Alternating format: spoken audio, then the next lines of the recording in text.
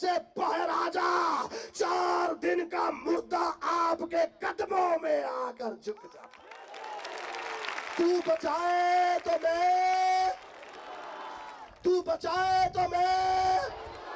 تو بچائے تو میں بچوں گا۔ اور پھر بائبل مقدس میں لکھا ہے نائن شہر کی بیوہ جب جا رہی تھی اپنے بیٹے کا جنازہ لیے، رو رہی تھی، بین ڈال رہی تھی، اور وہ اس کا اکلوتا بیٹا تھا۔ بائبل مقدس میں لکھا ہے یسوع مسیح کو ترس آیا، اس نے کہا جنازہ روک دو۔ جب جنازہ رک گیا، لوگ سوچ رہے تھے شاید یہ اس لڑکے کا دیدار کرنے کے لیے آیا ہے، اور بہت سے لوگ تو قبرستان کے اندر موجود تھے، قبر کو کھول چکے تھے، قبر بڑھا چکے تھے کہ اب اس قبر کے اندر اس بیوہ کے بیٹے کو رکھنا ہے۔ کاہنوں نے نماز کو ادا کر دیا تھا، جنازہ ادا ہو چکا تھا، کفن مکمل ہو چکا تھا، کفنایا جا چکا تھا، 4 کاندھوں کے اوپر جنازہ تھا۔ میرے آقا کو ترس آ گیا، میرے آقا کو ترس آیا، اور اس طرح سے بھر کر آپ نے کہا جنازے کو نیچے رکھو۔ جیسے جنازہ نیچے رکھا گیا، لوگ سمجھتے تھے یہ دیدار کرنے کے لیے آیا ہے، لوگ سمجھتے تھے یہ چہرہ دیکھنے کے لیے آیا ہے،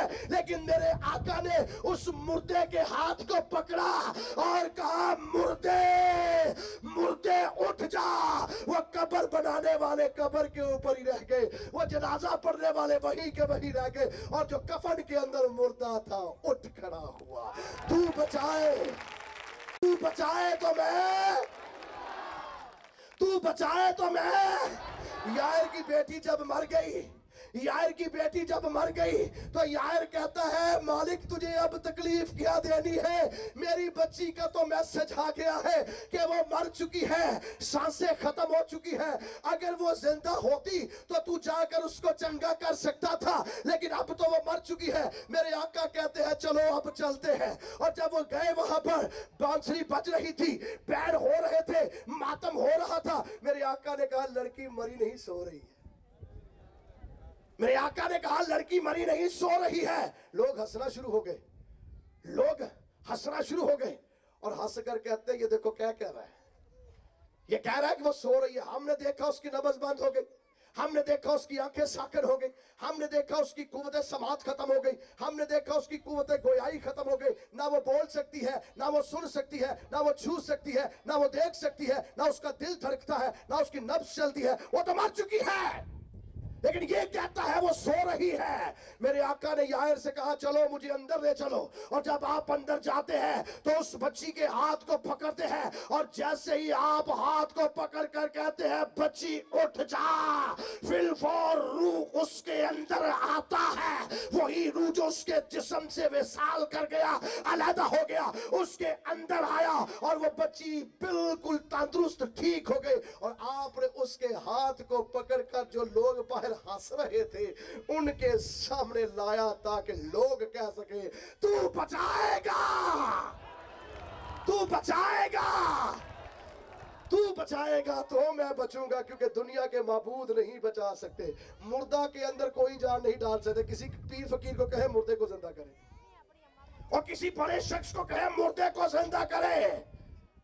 یہودی بھی یہ کہتے تھے کہ مردے زندہ کرنے کی قدرت 3 دن تک لوگوں کے اندر ہوتی ہے، 4تھے دن کوئی مردہ زندہ نہیں کر سکتا۔ میرے آقا نے پہلے دن کے بھی مردے کو زندہ کیا، جو ابھی مرا تھا اس کو بھی زندہ کیا، جو قبرستان کی طرف جا رہا تھا اس کو بھی زندہ کیا، اور جو قبر کے اندر پڑا تھا اس کو بھی زندہ کیا، اور کہہ دیا کہ جو مجھ پر ایمان لائے وہ کبھی نہیں مرے گا۔ تو بچائے تو میں بچوں، تو بچائے، تو بچائے، تو بچائے تو میں بچوں گا، تو بچائے تو میں نہیں بچ سکتا، میں بحال نہیں ہو سکتا۔ بائبل مقدس کے اندر لکھا ہے تو شفا دے تو میں شفا پاؤں گا، تو شفا مجھے بخشے گا تو میں پھر کیا پاؤں گا، تو شفا دے گا تو میں شفا پاؤں گا۔ بائبل مقدس کے اندر لکھا ہے کہ ایک کوڑی جس کی بابت لکھا ہے کہ وہ یسوع مسیح کے دیدار کرنے کو آیا، اور کوڑیوں کے لیے یہ تھا کہ کوڑی شہر سے باہر رہتے ہیں، کوئی انہیں چھو نہیں سکتا، اگر کوئی انہیں چھوئے گا وہ 7 دن تک نہ پا، اگر کوڑی نے کسی کو چھو لیا وہ 7 دن تک نہ پا، خیموں سے باہر، گھروں سے باہر انہیں رہنا ہوتا تھا۔ میرے آقا کی بابت لکھا ہے کہ ایک کوڑی اس کے پاس آیا اور آ کر اسے سجدہ کرتا ہے، اور سجدہ کر کے کہتا ہے اگر تو چاہے اگر تو چاہے تو میں پاک صاف ہو سکتا ہوں، اگر تو چاہے تو میں شفا پا سکتا ہوں۔ لوگ سمجھتے تھے کوڑی کو چھونا ناپاکی ہے، لیکن میرا آقا اگر کوڑی کو بھی چھو لے کوڑی بھی پاک ہو جاتا ہے، وہ ناپاکی ختم ہو جاتی ہے۔ کوڑی سجدہ کر کے کہتا ہے اگر تو چاہے تو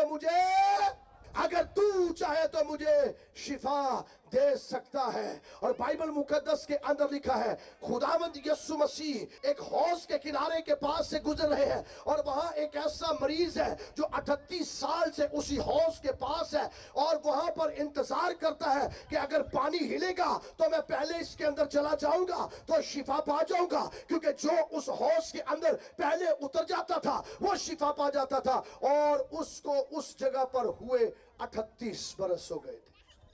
38 برس سے وہ وہاں پر بیمار پڑا تھا، اور جب وہ وہاں پر پڑا تھا تو بائبل مقدس کے اندر آیا ہے یسوع مسیح اس کے پاس گیا اور جا کر کہتا ہے تیرے پاس کوئی نہیں، تو کیوں نہیں حوض کے اندر جاتا، کیا تیرے پاس کوئی نہیں؟ اس کا مطلب ہے اس شخص نے کہا خداوند میرے پاس کوئی نہیں۔ اس کا مطلب یہ ہے کہ جب بیماری دنیا کی زندگیوں کے اندر آتی ہے، انسانوں کی زندگیوں کے اندر آتی ہے، ماں باپ بھی چھوڑ جاتے ہیں، بہن بھائی بھی چھوڑ جاتے ہیں، پنجابی چاہتے ہیں آم کے سارے چھوڑ جاتے ہیں۔ بائبل مقدس بتاتی ہے کہ جس کے پاس کوئی نہیں ہوتا، جو سسکیاں لیتا ہے، جو 38 سال بہت لمبا عرصہ ہے، طویل عرصے تک آدھی عمر سے زائد عرصہ اس نے حوض کے کنارے اس امید سے گزار دیا کہ ابھی کوئی آ کر مجھے حوض کے اندر اتارے، نہ کوئی بہن اتارنے والی، نہ کوئی بھائی اتارنے والا، نہ کوئی بچہ اتارنے والا، نہ کوئی بیوی اتارنے والی، نہ کوئی اس کا باپ، نہ اس کی ماں۔ خداوند یسوع سے کہتا ہے خداوند میرے پاس کوئی نہیں ہے۔ میرا آقا کہتا ہے تیرے پاس کوئی نہیں ہے تو میں تیرے پاس آ گیا ہوں۔ تجھے حوض کے اندر اتارا جانا تھا، تو چاہتا تھا کہ حوض کے اندر تو جائے تو شفا پائے، اور جو حوض کے پانی کو ہلانے کا حکم دینے والا ہے وہی تو تیرے سامنے ہے۔ وہاں فرشتہ آتا تھا، فرشتہ آ کے حوض کے پانی کو ہلاتا تھا، تو فرشتے کو حکم دینے والا کون تھا؟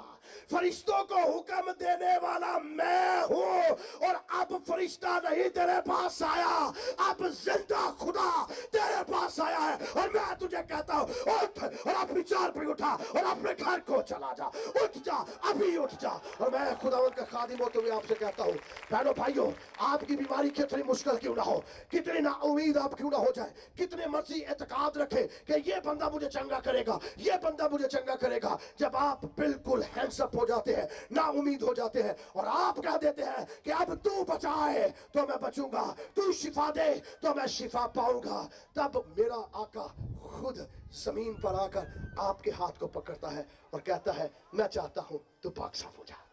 میں چاہتا ہوں تو چنگا ہو جا، جا اپنی چار پہ اٹھا اور اپنے گھر کو چلا جا۔ ایک شخص کو 4 نوجوان چھت کو ادھیڑ کر نیچے میرے آقا یسوع مسیح کے قدموں کے اندر رکھتے ہیں اور کہتے ہیں کہ اس کو شفا دے۔ یسوع مسیح کی بابت لکھا ہے یسوع نے ان کے ایمان کو دیکھ کر کہا اٹھ